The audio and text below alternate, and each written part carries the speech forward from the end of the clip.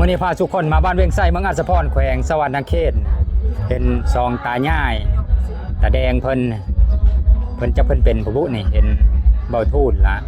ถ่ายลงเฟซตลอดสบายดีทูน สบายดีอีโพอีเมเพิ่นเป็นเล่าร้องแล้วเฮาฟังแน่ผู้เป็นหลานนะ อีโพอีเมเพิ่นตอนนี้นั่นเย็บตาเป็นเวลาได้2 ปีแล้วเย็บแล้วก็ขึ้นมาตอนนี้แล้วก็เลือดออกนะนี่เลือดออกกับมือนึงก็ตกฮอด2-3เทอออกพวกกันก็คันออกกะหึงก็ได้ไปนอนยิงเอิ้นนั่นแหละอันนี้ค่อยหากะติเธอใหม่นี่ตานี่ก็จนนั่นน่ะมันเพชรเจ็บได้หึงแล้วตกลงเพิ่นเป็นบิลวาตกลงนะมุตบิดนั่นเจ็บตายาแล้วก็หรือไม่ดีเจ็บตาอ๋อไม่ดีดก่อนเป็นลายเดินแล้วบ่นี่นะ2 ปีแล้วโอ้2 ปีละยังบ่ดีอยู่แล้วก็เริ่มเข้ามาแห้งแล้วมองนี้นะปิ้นไปด้านนั้นนะฮันโป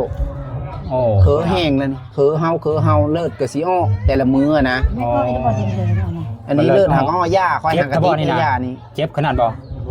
อะไรมีดีเจ็บเนาะเจ็บเพิ่นละอยู่กับเพิ่นเนี่ยว่าโพวกนี้นะอยู่2 เท่าเพิ่น2 เท่านี่ผู้นี้ก็บิเห็นหูผู้นี้ก็แน่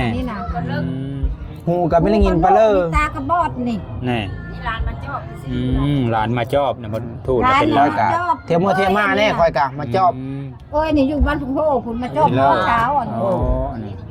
น้องเช้าเดี๋ยวบ่มีลูกเป็นแม่กระแดงพ่อกระแดงบัดนี้ล่ะอย่าให้นั่นเลิกวันนี้นะว่าอย่าพาเพิ่นไปโปแต่ว่ายังมีเงินรักษาเดี๋ยวนี้นะเพราะว่าขาปิ่นโปก็น่าสิแพงอยู่น่ะนะขาหึดขายาเคยเอาไปห้องหมอจักเธอละไป4-5 เธอแล้วเราไปเมืองนี่ไปแข่งกับเธอนึงแต่ว่ามันยังมีดีอยู่นะหมอเขาว่าเป็นยังจ้ะแต่ว่าไปเมืองนี่นะเพิ่นรักษาบ่ได้เพิ่นว่ามีแต่บ่ลงไปแข่งอีกหรือไปห้องหมอตาได้เฉพาะเพิ่นว่านะพอเปลี่ยนเกี่ยวกับตาได้เนาะไปแล้วมันลามเชิญแก้มลามเสหูแม่นตอนนี้ก็คือต้องการขึ้นเนาะจะได้วอนผู้ใจบุญมาซอยเลือนี่แหละซอยเพิ่นเด้อนี่เพิ่นอยู่2 เท่านี่เป็นพ่อกระแดงแม่กระแดงแม่ก็ตากระบอดหูก็เนาะตาเห็นหูผู้นี้ก็บ่เลิงรายได้เพิ่นได้ล่ะเพิ่นเอาเงินเอาค่ำมันได้เซอกินอยู่แต่ละมื้อก็ได้เงินค่ำแต่ละมื้อก็เพิ่นก็ไม่มีแล้วคันลูกหลานมาเฮิดแล้วก็ได้กินนะอ๋อเลิงกินข้าวกินน้ำกันเนาะแม่นลูกหลานมาเฮิดแล้วก็ได้กินเพราะว่าเท่าอะไรแบบนี้แหละผู้นี้ก็ไปเสื้อไปได้จูมไว้แต่ละมื้อกันแน่ตาบอดผู้นี้ก็เบียนหุงหูก็บ่ได้ยินแน่จักปีแล้วเบียนหุงนี่นะแต่หาก็ได้ปีนึงผู้นี้ก็เริ่มปีนี้แหละแต่ว่าหูโนกนี่ตะเกิดมาแล้วเพิ่นเป็นหูโนกปกติพอเฮาเจออยู่ต้องเอาดังๆนำเพิ่นตอนนี้กันอันนี้แล้วพ่อพี่น้องเอ้ยรายได้ก็มีต้องได้ทุนประมาณเท่าไหร่ว่าจักล้านว่ากะแล้วได้ไปรักษาได้4-5 ล้านเพิ่นน่าสิไปรักษาได้หมอใหญ่นั่นนะตอนนี้มีทุนเท่าไหร่แล้วตอนนี้นะตอนนี้ก็ได้ทุนประมาณ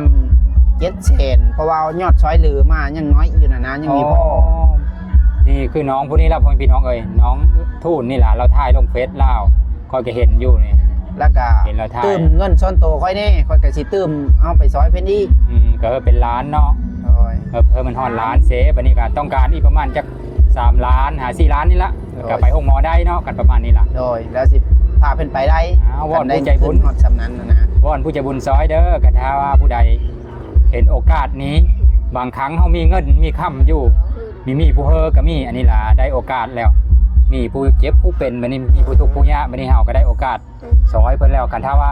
เฮามีเงินมีค่ำผู้เลิกพอมีเงินมีค่ำอยู่อย่าซอยก็ติดต่อมาได้เด้อ